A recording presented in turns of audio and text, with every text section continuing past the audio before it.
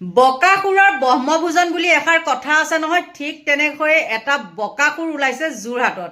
আৰু এই বকাসুৰটোৱে মাংস খাবলৈ নাপায় এখন হোটেলত এনেকুৱা তাণ্ডৱৰ সৃষ্টি কৰিছে, আপোনালোকে দেখিলে চকু কপালত উঠিব।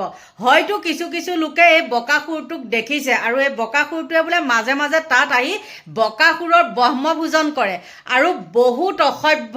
সি খাবলৈ নাপালে কি কৰে ক'ব নোৱাৰা হৈ যায়। আৰু কি ঠিক এইটো বকাসুৰেই কিজানি এনেকৈ মুটনি খাই আহি পেলাই কিজানি ৰূপালী সেই দাসৰ ঘৰটো জ্বলাই দিছিলে। কাৰণ এইজন হ'ল বিজেপিৰ বোলে এটা পালি নেতা। আৰু বিজেপি পালি নেতা মই কৈছোঁ নহয় আপোনালোকক, খাবলৈ নোপোৱা কিছুমান যায় এইবিলাক কামত। যিবিলাকৰ ঘৰত টকা পইচা আছে বা তেওঁলোকে নিজে চলিব পাৰে, তেওঁলোকৰ সেইটো বিজেপি কৰে, কংগ্ৰেছ কৰে, তেওঁলোকৰ নিজৰ ষ্টেণ্ডাৰ্ডটো মেইনটেইন কৰে। কিন্তু এই বকাসুৰৰ সেইটো নাই। আৰু তাৰ যেন সেইটো বাপেকৰ ঘৰৰহে হোটেল, সেইখন বাপেক মাককহে যেন তেনেকৈ দম দিছেহি তেনেকুৱা। আৰু তাত থকা কাষ্টমাৰকো তেওঁ অসভ্যালি কৰিছে। গতিকে মানুহৰ সুবিধা অসুবিধাৰ কথা আছে নহয় জানো। মোৰ হোটেলত মই হোটেল খুলিছোঁ, মোৰ হোটেলত কিবা থাকে নাথাকে সেইটো মোৰ কথা। মই কোনোবা কাষ্টমাৰক বেয়া পাই হয়তো মই নিদিবও পাৰোঁ থকা বস্তুটো, হয়নে নহয়। কিন্তু সেই হোটেলখনত সেইখিনি নাছিলেই। আৰু তেওঁহে যেতিয়াই নেকি হেৰি কৰিছে, তেওঁলোকৰ লগত লাগিছে, তেতিয়া তেওঁলোকে কি কৰিছে ভিডিঅ' কৰিছে। কিন্তু উল্টাই আকৌ কি কৰিছে, সেই হোটেলখন যোনে দি চলি আছে, দুবেলা দুমুঠি খাই আছে, সিহঁতৰ ওপৰতহে তেওঁ দুখ জাপিছে। আচৰিত কথা, তেওঁলোকে সেইটো সময়ত সেই হোটেলৰ মালিকনীৰ কথা কৈছোঁ, তেওঁলোকে কি কৈছে যে আমি বেয়া ব্যৱহাৰ কৰিছোঁ বুলি কৈছে। কিন্তু তেওঁলোকৰ তাত CC কেমেৰা আছে। আৰু সেই মদাহী পাৰ্টিটো তাত কি আছে, বিজেপি মদাহী পাৰ্টিটো দেই, খাবলৈ নোপোৱা বকাসুৰৰ পাৰ্টিটো হাতত বোলে তেতিয়া বহুতে ভিডিঅ' কৰিছিলে। যদি তহঁতক বেয়া ব্যৱহাৰ কৰিছিলে, তহঁতে যে ভিডিঅ' বনাই আছিলি, সেইখিনি ভিডিঅ' কিয় ছ'চিয়েল মিডিয়াত দিব নোৱাৰ, কিয় নিউজৰ ওচৰত দিব নোৱাৰ, হয়নে নহয়। কিন্তু সেই বকাসুৰে উল্টা পাক মাৰি পেলাই এতিয়া কি কৰিছে, মানে সেই মানুহ ঘৰক ফচাবলৈ বিচাৰিছে। তেওঁলোকৰ কিবা মাটিৰ কাগজ পাতি বিচাৰিছে, কিবা বিচাৰিছে, মুঠতে সি যেন একেবাৰে ডিচিটো গম পাইছে নহয়। আৰু এনেকুৱা মদাহীয়ে যে জোনালীহে আহিছে, জোনালী আহি গৈছে দেই। সেই ৰূপালী দাসৰ ঘৰটো নজ্বলাব কিবা মানা আছে নেকি? কাৰণ মুটনি খাই তেওঁলোক মতলীয়া আৰু ক'বই নোৱাৰে ক'ত ভৰি দিছে, ক'ত কি কৰিছে ক'বই নোৱাৰে। কি অসভ্য।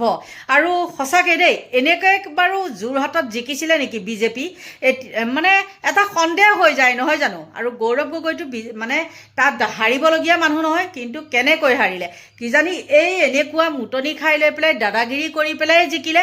বহুত কাহিনী আছে, বহুত কথা আছে। আৰু এই বকাসুৰটো সঁচাকৈ খাবলৈ চাগে একদম 7 জনমতো নাপায়। নহ'লেনো মাংস নেপালে তেনেকৈ লোকৰ হোটেল এখনত আহি পেলাই তাণ্ডৱ সৃষ্টি কৰেনে? কিমান অভদ্ৰ, কিমান অসভ্য হ'ব লাগিব। আৰু সেইটোৰ নামটো মোৰ ল'বলৈ ঘিণ লাগিছে।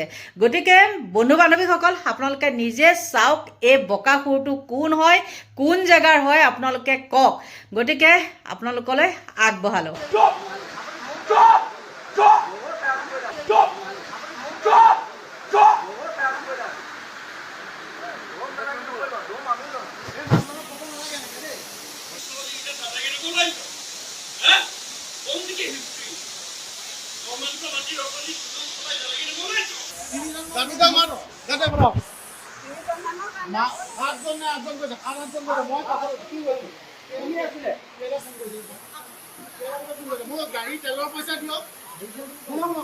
গাড়ী তেলৰ পইচা দিয়ক, মানুহ আহিব।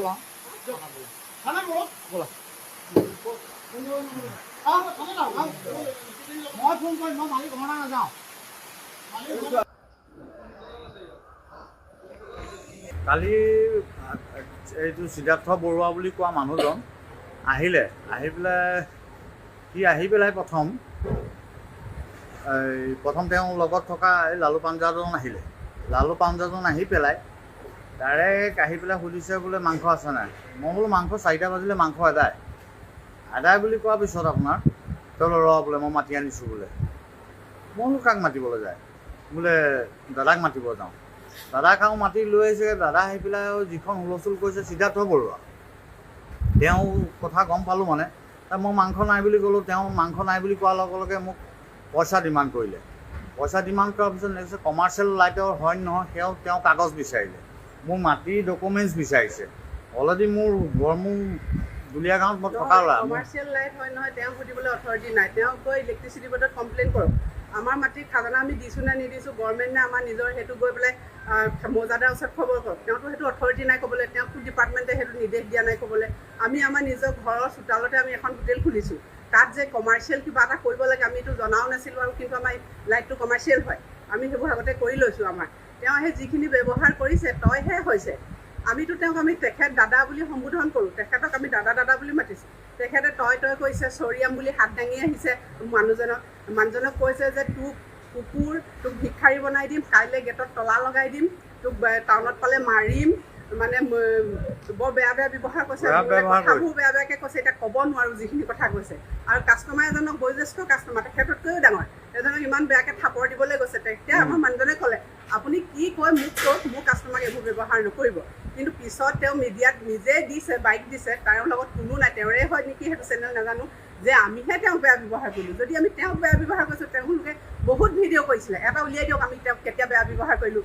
আৰু আমাৰ CCTV আছে, CCTVত চব তেওঁ আগে আহি কি কৰিছে, আমাক কেনেকুৱা ব্যৱহাৰ কৰিছে। আৰু 20-25জন কাষ্টমাৰ খাই আছিলে, সেইকেইজনক সোধক কোন দোষী কোন নিদোষী।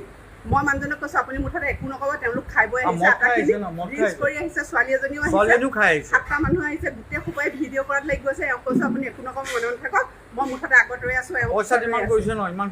এজনে কৈছে বোলে পইচা দিব লাগিব আমাক, বোলে আমি তেল খৰচ কৰি আহিলোঁ, পইচা দিব লাগিব। আমাৰ হোটেলত 4টা বজাৰ পিছত নাপায়, 4টা নাই 3টা 4:30 পিছতে ভাত নাপায়। সেইখিনি যোনখিনি কাষ্টমাৰে খাইছে জানে যে আমাৰ তাৰপিছত ভাত নাথাকে। আমাক ফোন কৰে, হয় আছে নাই, যেতিয়া আমাৰ আছে নাই ফোন কৰে তেতিয়া আমাৰ থাকে, অলৰেডি থাকে। কিন্তু ইমানেই মিনিট সময়ত ভিৰ হৈ যায়, কাষ্টমাৰে জানে মানে আধা ঘণ্টা শেষ হ'বলৈ সময় নালাগে। তেওঁলোকে 2টা-2:30 বজাত ফোন কৰি 3:41 আহিছে, তেতিয়াহ'লে কেনেকৈ মাংস পাব? সেইটো আমাৰ দুখ হ'ব পাৰে নেকি? নাই বুলি কৈছোঁ, কিন্তু মিলাই দিম, 3জন মানুহৰ কাৰণে আছে, আমি মিলাই মেলি দিম বুলি কৈছোঁ। নহ'ব, মুঠতে অসভ্য ব্যৱহাৰ। আচলতে সেইটো তেওঁলোকে কৰিম বুলিয়ে আহিছিলে নেকি, মানে নিউজ লাইভ ছেটেলাইট লৈ আহিছে, মানে থোলা লৈ আহিছে, সিহঁতি কৰিম বুলিয়ে আহিছিলে নেকি। অসমীয়াক যদি উন্নতি হোৱাটো দেখিব নোৱাৰে অসমৰ পৰা, যদি তেতিয়াহ'লে বাংলাদেশী খেদিব কেনেকৈ?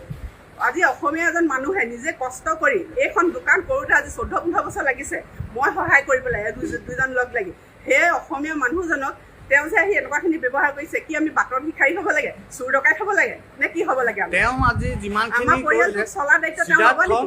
সিদ্ধাৰ্থই 6 মাহৰ মূৰে গাড়ী কিনে, পাৰ্টি দিবলৈ আহে, মদ খায়। মোৰ PWD অফিচৰ ওচৰত মোৰ দোকান থাকোঁতে তাক গাড়ীৰ ভিতৰত মাংস দিব যাবলগীয়া, তাক মই সিদ্ধাৰ্থ বুলি কৈছোঁ। 200 টকা দিওঁ, সেইটো পেকিং তেখেতক সি পইচা কিমান পে'মেণ্ট কৰে সুধিবচোন।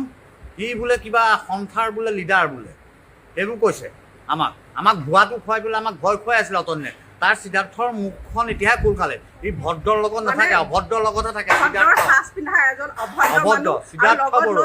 নিজৰ ল'ৰা-ছোৱালীৰ নিচিনা কেইটামান ল'ৰা-ছোৱালী, তেওঁ বয়সৰ নহয়, সৰু ল'ৰা-ছোৱালী, নিজৰ পুতেক জীয়েকৰ নিচিনা ল'ৰা-ছোৱালী লৈ এনেকুৱাবোৰ ব্যৱহাৰ, এনেকুৱাবোৰ মাত কথা, গাড়ীৰ ভিতৰতে মদ খোৱা এজনী লেডিজ আছে, লেডিজ এজনী লৈ আহিছে, কি পৰ্যায় পাইছেগৈ? লেডিজ ছোৱালী এজনী লৈ আহিছে, তাই ভিডিঅ' আছে, ফুটেজ আছে। দিব লাগিছিলে নে? আমাক আজি দমন কৰিবলৈ চাব লাগিছিলে, গেটত তলা লগাই। আমাৰ পৰিয়ালটোৰ লগতে 5-6টা পৰিয়াল চলি আছে, তেওঁ ৰিক্স ল'ব? 8টা পৰিয়াল চলি আছে ইয়াত, তেওঁ ৰিক্স ল'ব? তেওঁ হোটেল বন্ধ কৰাৰ কথা কৈছে, তলা লগোৱাৰ কথা কৈছে, কাণত ধৰি কৈ গৈছে মই হোটেল তলা লগাইহে এৰিম বুলি। তেতিয়াহ'লে মিনি ধাবাত কিবা প্ৰব্লেম হ'বলৈ হ'লে তেওঁৱে দায়ী হ'ব। আৰু তেওঁ থানালৈ মাতিছে এতিয়া সিদ্ধাৰ্থ ই ফকৰ হয় মস্ত, ই ডকাইত হয়, মানে ই সাংঘাতিক মস্ত ডকাইত। তাৰ মুখত তাৰ লগৰ খাচ পাৰ্টনাৰবোৰে মোক ফোন কৰিলে, মিনি ধাবা মালিক হয় মই, মিনি ধাবা মালিকক চবেই ফোন কৰিছে যে সি এটা ডকাইত হয়, তাৰ লগ এৰিছোঁ আমি বোলে, তাৰ লগত থাকিবলৈ ঘিণ লাগিছে বোলে।